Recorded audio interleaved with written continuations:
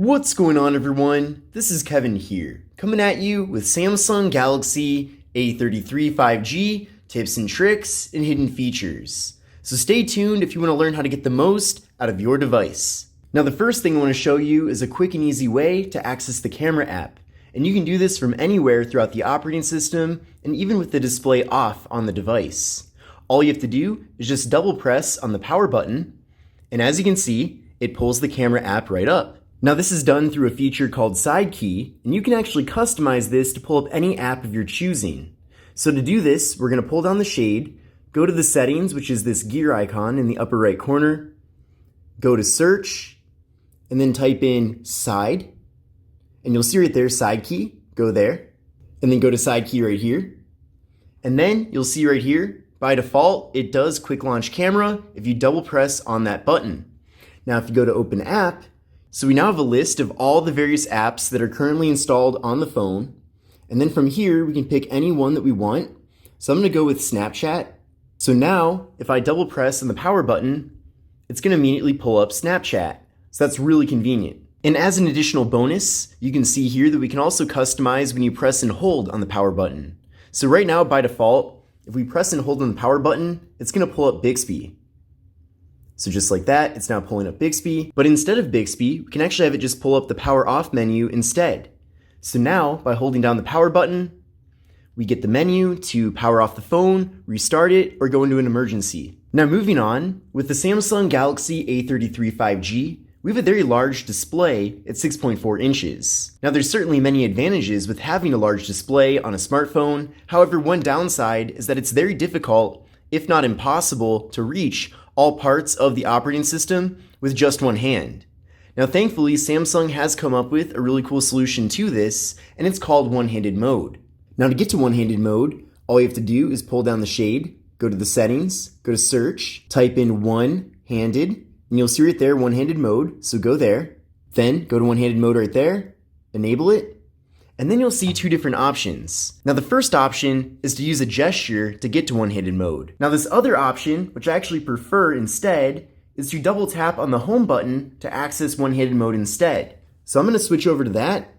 And then now, if you double tap on the home button, we're now in One-Handed Mode. So essentially, we have a mini version of the operating system right here, and we can navigate all around the normal interface, and essentially, it's like a mini phone. So that's really cool. We can also move this over to the other side instead. Maybe you're left-handed, so this certainly works a bit better. We can also move this, so we can move it further up. Same thing, we can move it to the right side as well. And if we want to, we can also grab onto the corner and resize it as well. So you can customize this to exactly how you want it to be. And then from here, we can easily use the phone with just one hand. Then to get out of this mode, all you have to do is tap outside of it, and then things are back to normal. And then we can easily get back to it just by double pressing on the home button. Now, with the Samsung Galaxy A33 5G, by default, we do get the traditional 3-button navigation, which you can find with pretty much every Android device. However, if you prefer gesture navigation instead, this phone does offer that. So let me show you how to do that, and also a cool way to further customize these buttons at the bottom. Now we're going to pull down the shade, go to the settings, go to search, type in navigation, and you'll see right there, navigation bar. Go there, go to navigation bar down here, and then you'll see several different options. Now, the first thing I want to show you is how to change the button order. So by default, we have the recent apps, the home button, and then the back button. But if we go here, it'll actually switch those two around so the back button's on the left side, and then the recent apps is on the right side. So I definitely recommend trying that out. Maybe you prefer that instead. It really comes down to personal preference. But another awesome feature too is swipe gestures. So if you go to swipe gestures, the bottom navigation bar will now disappear, and instead we just have this one line down here. Now, the way that this works is swipe up to go home, swipe partially up to go to your recent apps, and then swipe from the side to go back. Now, this might not be for everybody, and I know that many people do prefer the 3-button navigation instead. However, if you've never used gesture-based navigation, I do recommend at least giving it a try, because who knows, you might prefer that instead of the 3-button navigation. Now, there are more options as well. So if you go here, you'll see this other option that says swipe from bottom. So this is almost like a hybrid between 3-button navigation and gesture navigation, because once we set it to this, you'll see down here we now have 3 lines for navigation. Essentially, if you swipe up from the middle line, it'll take you home. If you swipe up from the line on the left side, it'll take you to recent apps. And then if you swipe up from the line on the right side, it'll take you back. So yet another way to navigate around your phone. Now while we're in this area of the settings, there are a few other things I want to show you. So this one is called Easy Mode. If you're setting this phone up for somebody that maybe isn't very good with technology, or if they just want a really simple experience, you can go here, and then once you enable Easy Mode, it will give you a much more simple layout on the home screen, making it a lot easier for people who are not very good with technology. So this might be something worth considering if you are setting this phone up for somebody and it seems like they are having a hard time using the device, considering that it does have all kinds of different features and various buttons. If somebody just wants a really simple interface, then this is how you do it. Now also in this display section, you can adjust the font size and style. So we do have some different fonts available, and you can download fonts as well, which is pretty cool. You can change the size right here, and you can bold things as well. So that's pretty nice. Then moving up here, we have screen mode. So there actually are a lot of different options when it comes to the different screen temperatures that we have. So by default, it does give us vivid. You can also go over to natural, but if we go back to vivid here, we actually have a full slider from cool to warm. So you can pick exactly how you want things to look, which is pretty nice. We also have advanced settings as well, so that you can further adjust the RGB. Then going back, we also have Eye Comfort Shield.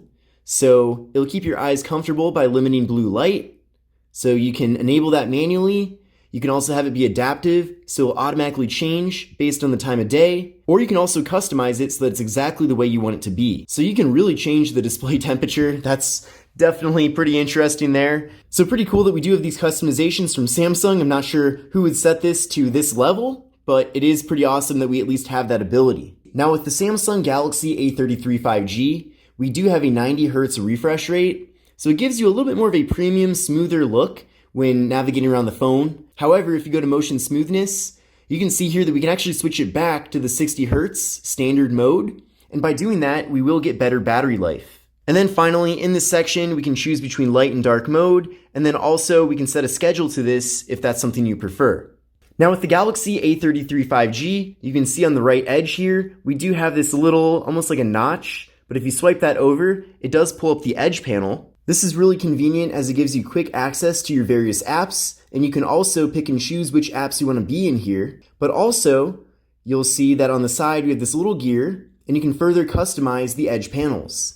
So by default, it gives you your apps. And again, you can edit that if you want to, but there's also options for people, Smart Select, tasks, weather, tools, reminders, and the clipboard. And you can also go to the Galaxy Store to access even more of these edge panels. So certainly a really cool and unique feature, and you definitely can't find a feature like this with an iPhone. Now the next thing I want to show you is how to take a screenshot with the Samsung Galaxy A33 5G. So all you have to do is just hold the volume down and the power button for about a second. And there we go, it took the screenshot. Then from there we can edit it, share it, or delete it. Let's give that a try one more time. So very easy. Now in addition to that, there's another way to take a screenshot, and it's called palm swipe to capture. So essentially, just go like that, and it takes the screenshot. Let's give that a try one more time. There we go.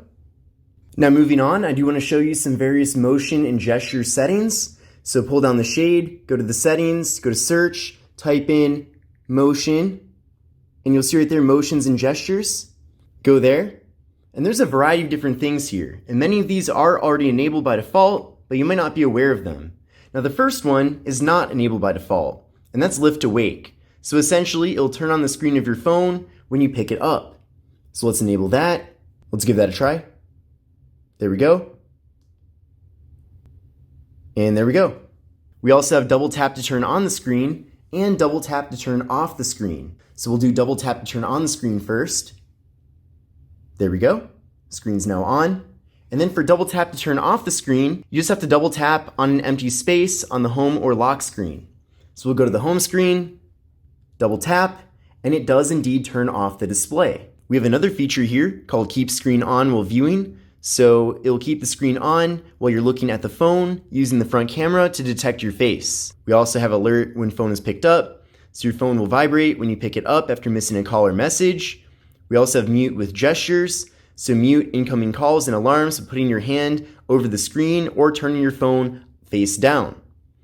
And then finally, I already showed you this one, but we have palm swipe to capture. Now I'm going to show you how to hide apps with the Galaxy A33 5G. So basically go to the app drawer here, go to those three buttons in the upper right corner, go to settings, and then you'll see right here, hide apps, go there. And then now you can choose any app in this list to then hide. So I'm gonna hide LinkedIn. So that's now in my hidden apps, gonna go to done, and then now LinkedIn is nowhere to be found in the app drawer.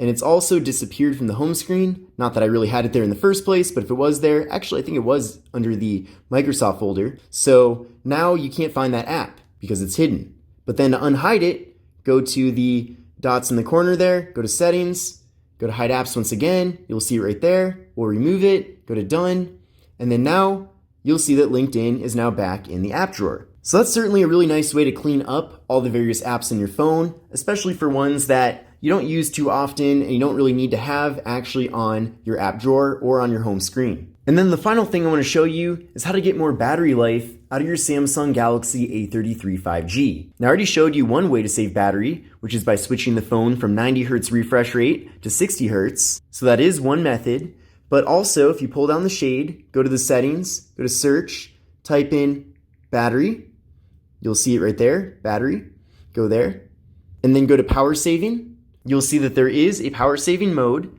So if you enable that, it will limit various background tasks. It will also switch the phone over to 60 Hertz. Here's some other things it will do as well. It will turn off 5G. It will decrease brightness. It will limit CPU speed. You can also have it limit apps in the home screen as well. And in addition to that, you can actually pick and choose which of these things you want to be shut off if you do switch into power saving mode. So for example, maybe you want 5G at all times. Then uncheck that, and then when you do go to power saving mode, it'll now keep that on. So not only is it nice that we have this power saving mode, but it is really cool that we can further customize it. Now in general, I wouldn't really recommend using power saving mode on a regular basis unless you absolutely need it, because you are going to really be limiting the experience that you'll be getting with your Galaxy A33 5G. However, if you do find yourself in a situation where you know you're not going to be able to recharge your phone anytime soon, then the power saving mode definitely can come in handy. But this concludes my video on tips and tricks and hidden features for the Samsung Galaxy A33 5G. I hope you learned something new today in this video, and if you enjoyed it, definitely give it a thumbs up. Let me know what you think in general about the Samsung Galaxy A33 5G in the comment section below. But this is Kevin here, and I will see you in the next video. Take care and have a great rest of your day.